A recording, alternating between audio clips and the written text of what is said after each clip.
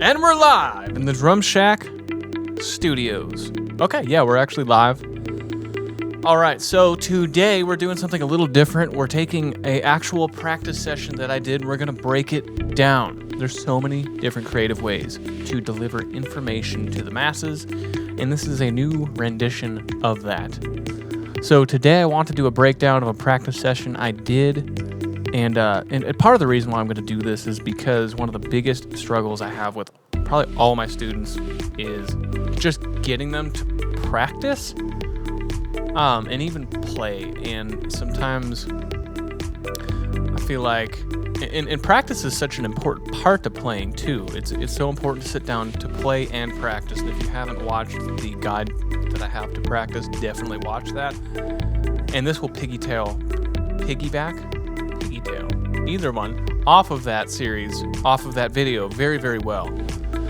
And practice is truly like the difference between a decent player and a great player, 100%. And it's not just the practice. You know, there's this old tale that goes, practice makes perfect, and I hate that saying. And I hate it because it's a half-truth. And I hate half-truth because it takes on the facade of being a truth, and once you think you found the truth, you stop searching for the truth. But it's not entirely true. Perfect practice makes perfect. And so going off of that, I really want to break out this practice session that I did. I think I can bring out some useful insights. So let's just jump right into it. I'm going to narrate the whole thing. It's a 20, I don't know. It says 27 minutes. So it's a pretty long session. Literally right off the bat, I sat down, I hit the record button, I did a little sound check. That's what this is. Whacking the snare, get some levels going. And then what you're about to see is I'm going to jump into hand-foot singles.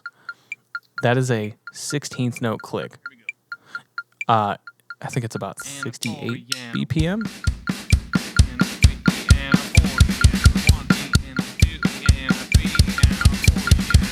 So right there, I'm just going to start off right into it. It's kind of a slower tempo.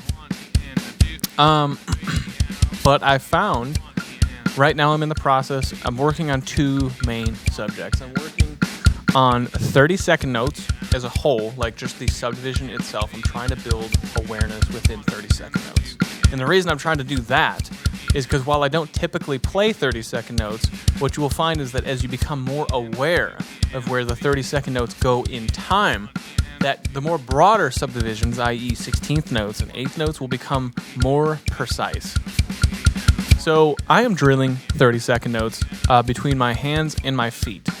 I'm keeping the hi-hat played with the foot on the 1, and I'm switching between kick lead, 16th notes, and 30-second notes.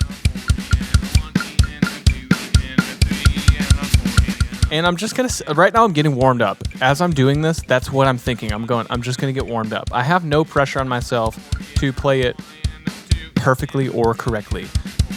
So while I'm striving for it, I will not get upset if I do not meet that standard, because I'm just getting going. And these are the things that I tell myself while I'm practicing to avoid frustration. I understand and I give myself compassion to not play it perfectly.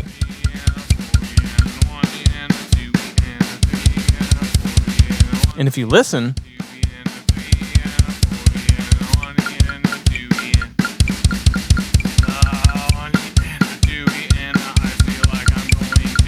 I'm not having the best time. Like, you can hear I'm a little off.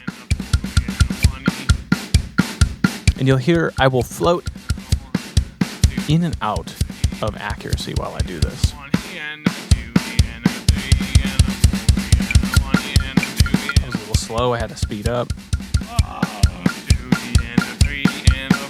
And coming up real short here, I'm actually gonna quit. I'm gonna stop.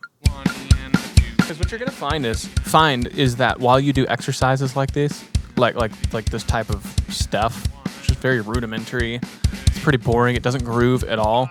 What you're gonna find is it's super boring, and it's also mentally taxing. When something's not fun, it takes more mental energy to stay engaged with it, and it's going to zap your focus. Right there. Okay, we're 3 minutes in, and they're getting sloppy. I'm gonna take a break. My goodness. That's the amount of attention span that I have to focus on that kind of stuff. It's boring, and it's difficult, like, because I'm putting my right hand on the offbeat of a 30-second note.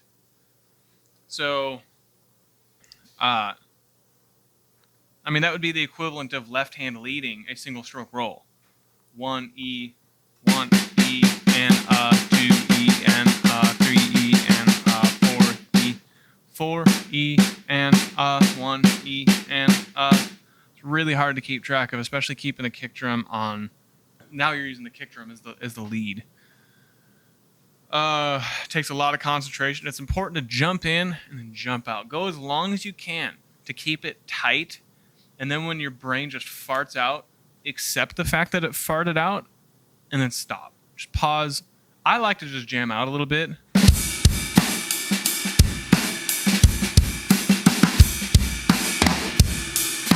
And I'm actually going to sit here and jam out. Like I said, this is a real-time practice session. I'm literally just going to just break off and jam out for a second. Give myself a bone. Like, okay, I sat there and I drilled that out.